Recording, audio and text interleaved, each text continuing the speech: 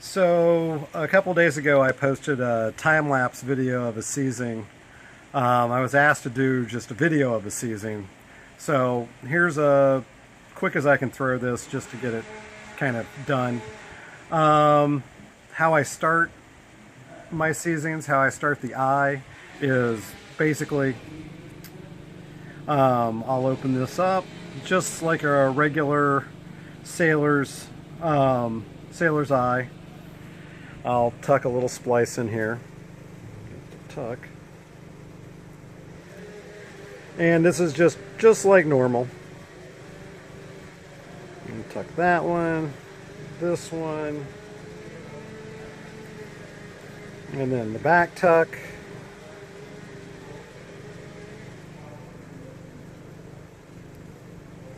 And this is, the normal way you start a regular sailor's eye splice, just a regular sailor's right-handed eye. And so right here where the back tuck is, which is the tuck most people have trouble when they splice this, is this back tuck I leave. I take this one over and under, one ahead, just like you normally would. And then I leave that here, so we have this one coming out under this one. And then this one I take over and then under like another back tuck. And what that does is it brings it out right in line with these two. And that creates, if you can see it, there's a little bolster here, and that'll help out later on when we come back around. So that's kind of how I start them and how I've done it for years. These tails, as you'll see in a second, get turned over top of and then cut off. And I'll go ahead and start. So I've already loaded my hever. I'm using just friction tape for bedding, and I've stopped it up here. So I had used a rigging screw to pull it in hard, and then I stopped it up so I had room to turn my hever. And now I'm just going to, I pass my tail through the eye.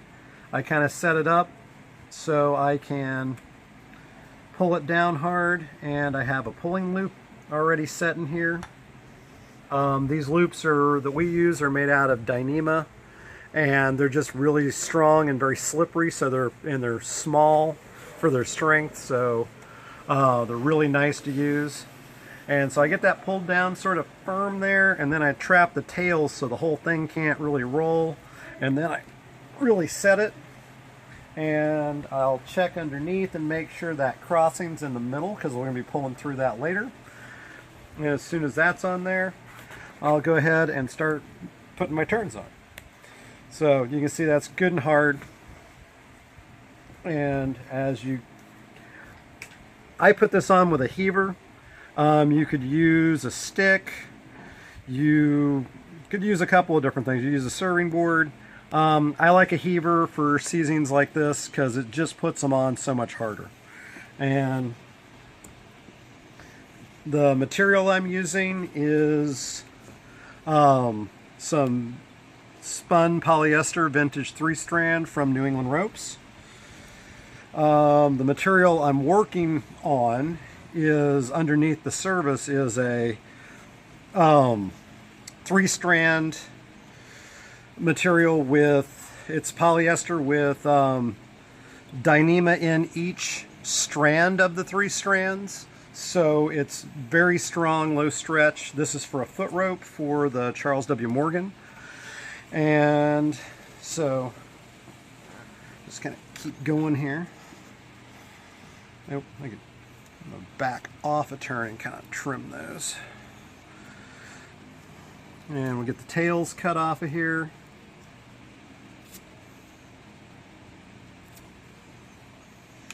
And it's okay if they're a little bit fuzzy, that's the taper.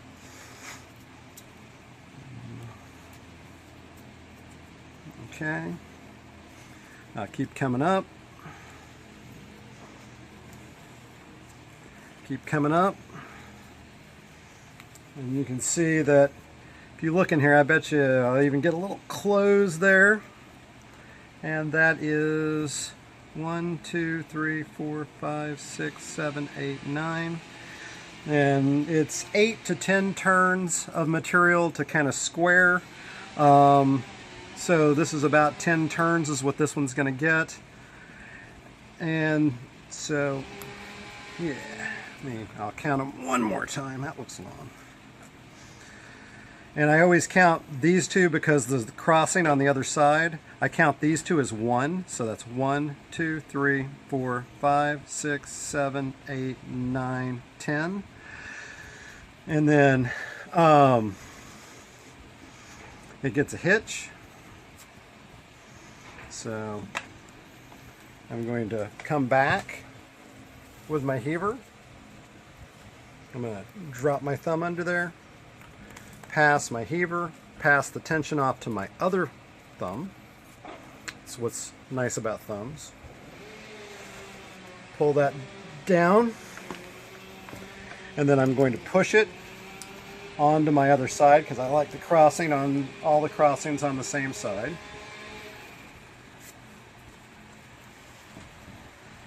And just work that right down. And I'll lay that in here, and if you watch that, gets a nice pull. That knot is now set, and I will start working back down the hill. And so this is a round seizing. I forgot to say that. That means it has ground turns and riding turns. And so the nice thing about the hever is it keeps a nice even tension. I see a lot of people these days trying to put seizings on with just a marlinspike and bending onto it and pulling just by hand. I mean, you can use a belaying pin to put a seizing on like this. You know, it's but the tension that you keep throughout the whole thing is much more uniform, and it's also much harder than you can pull with just a marlinspike by hand.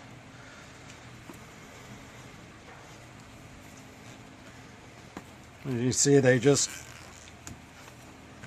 pull right down. You can also see this is a little bit faster than you can do it with a marlinspike.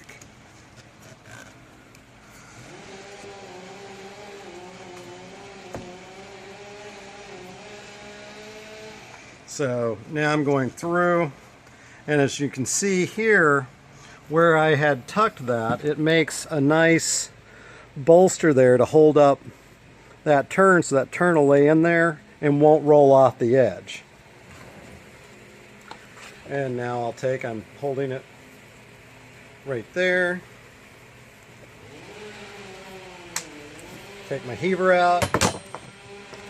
Another good thing to use when you're doing a lot of seizings like this is a clamp, because it makes a nice extra hand. And I'm going to grab my pulling loop under here. I'm gonna fish it out.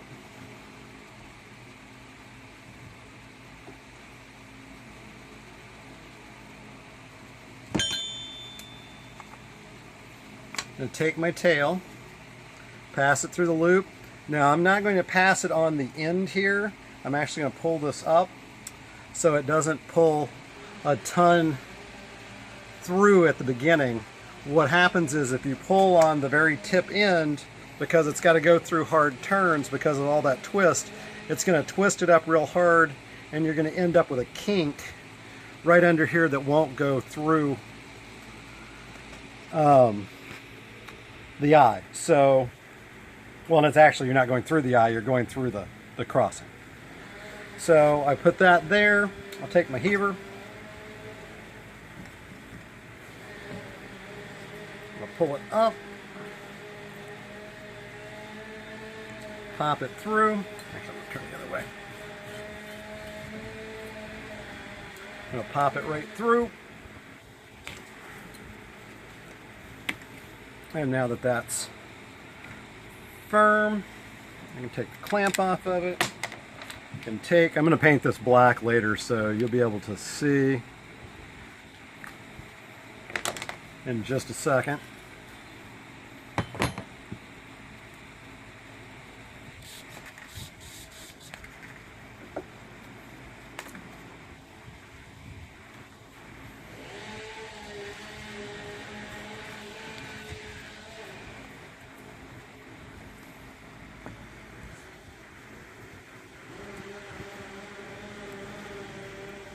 So you can see I can pull that down. That was actually pretty tight. Alright, so that's the basic structure of the seizing.